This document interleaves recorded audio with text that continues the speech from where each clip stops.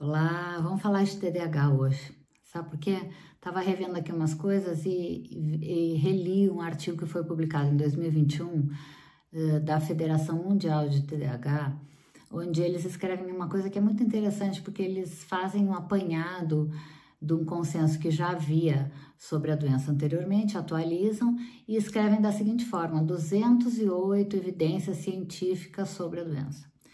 E aí, nessas 208 evidências, eu não vou trazer todas, é óbvio, não vou encher vocês aqui com isso, mas eu pincelei aquelas que eu achei que eram as mais relevantes para a gente tentar desestigmatizar, refutar algumas das falsas crenças que existem aí por aí sobre o TDAH. E a primeira delas é a ideia de que o TDAH é uma doença nova. Não, não é.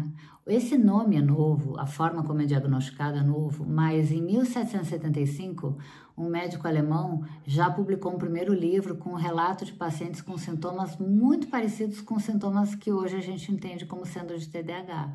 Então vejam bem, isso se reporta lá em 1775. Já de lá para cá, muitas outras pessoas já escreveram coisas que se relacionam. Até que em 1960, FDA, a Food and Drug Administration, aceitou a Ritalina como sendo um fármaco que podia ser prescrito para TDAH de crianças. E em 1970 em diante, assim, houve todo um grande desenvolvimento no que tange a diagnóstico, compreensão da doença, como é que é o curso, o prognóstico, as incapacidades trazidas e a resposta aos tratamentos oferecidos. Então, já temos um apanhadinho aqui. Em relação às críticas de como é feito o diagnóstico, o que eu tenho para dizer é que, assim, a gente usa muitos critérios, a gente tem escalas de avaliação, a gente tem testes psicométricos, então os critérios, por exemplo, tem que haver um padrão de desatenção, falta de foco e concentração e ou hiperatividade por pelo menos 6 meses numa criança. Para além disso, isso tem que estar presente em vários cenários da vida dela, que causam prejuízo e incapacidade, e esses sintomas têm que começar no início ou na metade da infância e às vezes vão percorrer a vida adulta também, ok? Não podem ser explicados por nenhuma outra doença, como é óbvio, tá? Aqui é um detalhe que pouca gente sabe: pode predominar só a desatenção, pode predominar só a hiperatividade, como pode haver os dois conjugados. Há uma tendência para as mulheres serem mais desatentas e os rapazes serem mais hiperativos, mas não é uma obrigatoriedade, não. O diagnóstico pode ser feito em pessoas muito inteligentes. E aqui é um detalhe também muito curioso, porque quando as pessoas são muito inteligentes, a tendência é que esse diagnóstico seja retardado, atrasado. Por quê? Porque a inteligência vai superando as dificuldades de atenção e concentração, a criança e o adolescente vão tendo ali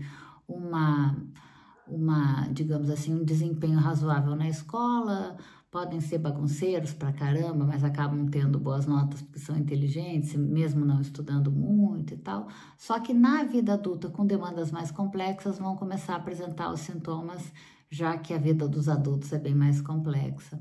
Então, a inteligência é importante, é ótimo ser muito mais inteligente do que não ser, entretanto, atrasa o diagnóstico na grande maioria das vezes e acaba levando um pouco da doença mais para a vida adulta e aí depois a gente tem que resolver.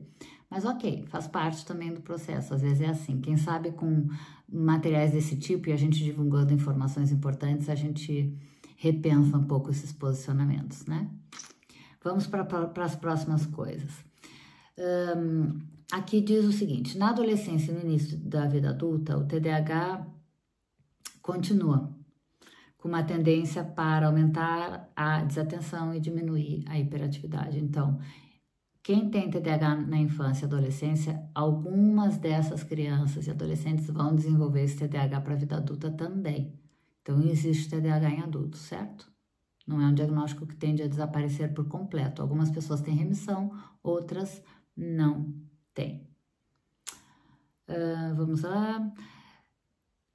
Uma coisa chata. Pode aparecer em comorbidade com N outras doenças da psiquiatria. Transtorno do humor bipolar, transtorno do espectro autista, como é muito visto hoje, depressão, abuso de substâncias psicoativas, drogas, né? Então, isso é uma coisa que tem que se tomar cuidado, porque muitas vezes a gente está olhando para um lado, uso de substância, depressão, doença bipolar, e na verdade o que a gente tem é um TDAH ali embutido que não foi diagnosticado e não foi tratado. E se a gente não trata a raiz do problema, a gente não resolve as outras comorbidades, tá?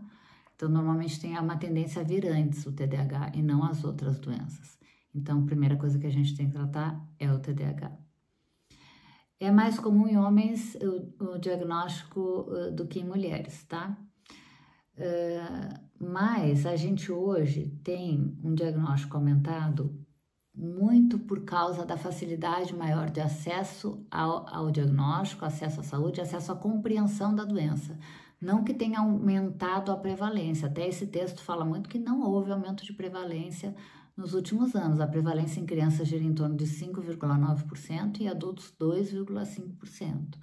Então, não é uma questão de estar aumentando muito o número de diagnósticos. Pode ser que sim, mas porque agora a gente faz diagnóstico. Antes a gente chamava isso de outras coisas, né? E as crianças, jovens e até adultos eram estigmatizados, não eram tratados e ficava por isso mesmo, mas eles estavam lá.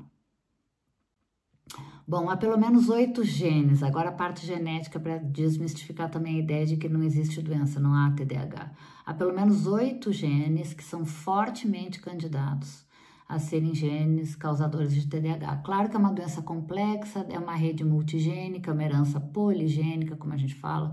Então, não é assim um gene exclusivo que se você tem, vai apresentar doença. Em doenças complexas não é assim que se estabelece, mas há já 8 genes fortemente candidatos a serem genes que podem explicar a doença, explicar a sua causa.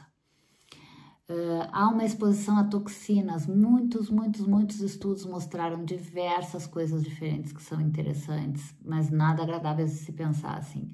Algumas pesquisas mostrando aumento de chumbo na corrente sanguínea de crianças com TDAH muito maior do que a quantidade de chumbo de controles de crianças saudáveis. A exposição ao tabaco durante a gravidez ou até as crianças que se expõem ao tabaco muito precocemente.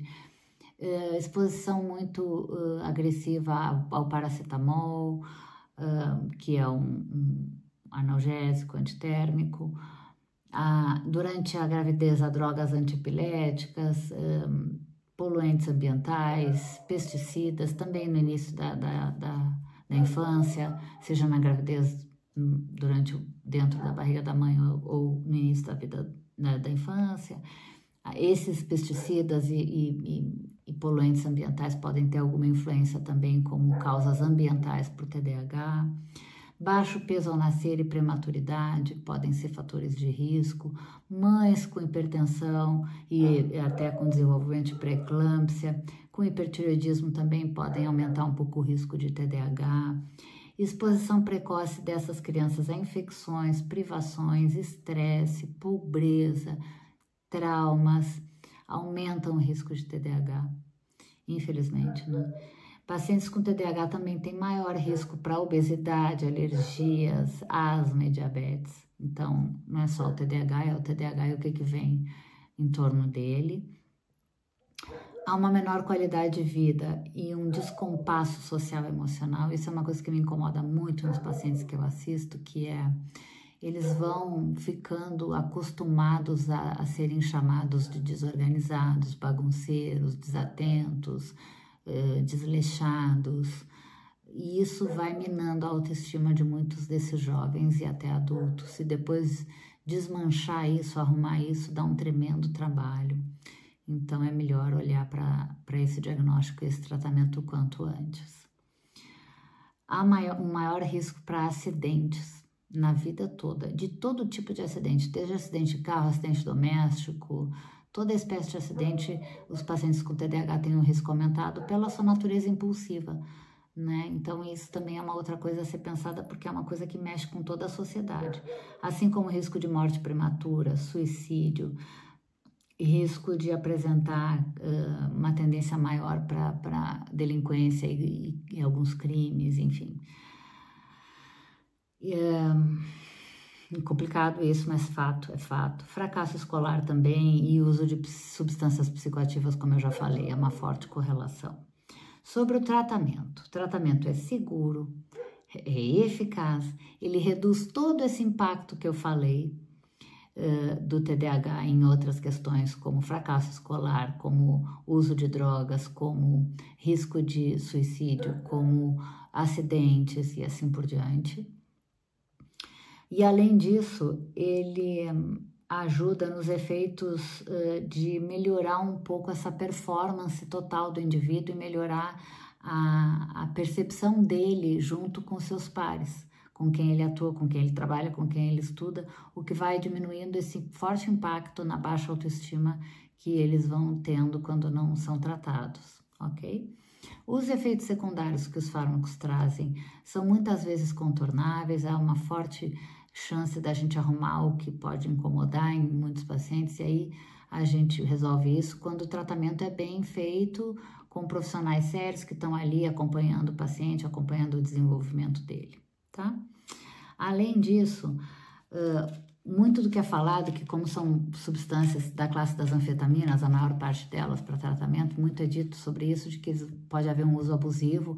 Isso não se vê em pacientes com TDAH. O uso abusivo ou o uso inadequado de medicamentos para TDAH para fins recreativos, seja lá o que for que se possa fazer, não é em pacientes com TDAH, é em pessoas que não têm a doença, via de regra, tá? Que estão querendo usar como substância, como droga mesmo, e não para se tratarem. Os pacientes não costumam fazer uso abusivo, ao contrário do que se pensa.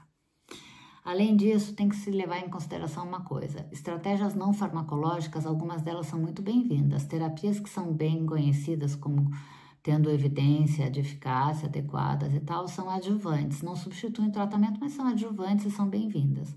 Mas há muitas coisas aí na internet sobre como fazer o seu TDAH melhorar sem tomar medicamentos e tal, que às vezes podem ajudar, servir de apoio, mas não tem uma comprovação de eficácia assim tão boa quanto os tratamentos que a gente já utiliza. Então, não substituem de maneira nenhuma o tratamento e o acompanhamento médico, certo? Então, fiquem ligados nisso. Podem ser coisas adjuvantes, podem ser coisas que podem apoiar o tratamento, mas não necessariamente vão resolver o problema. A mesma coisa aqui é sobre suplementos, dieta e exercício físico. Fala-se muito sobre isso. Os suplementos, as dietas específicas para TDAH e o exercício físico podem oferecer melhora em alguns sintomas do TDAH, mas eles não são substitutivos em relação ao tratamento farmacológico. Eu lamento informar. Eu gostaria de poder dizer que sim, mas não posso dizer que sim. São coisas adjuvantes importantes? São. Podem ajudar? Sem dúvida nenhuma, mas não substituem o tratamento farmacológico. Então, o resumo da ópera é uma coisa simples, que é, uma vez feito o diagnóstico de TDAH em qualquer idade, qualquer faixa etária, esse diagnóstico feito por um profissional habilitado, o tratamento deve ser instituído. Porque toda vez que o tratamento é instituído em qualquer idade, quando o diagnóstico é feito, ele reduz todos os riscos que os pacientes com TDAH estão envolvidos, ok? Então, fiquem com essa e até a próxima.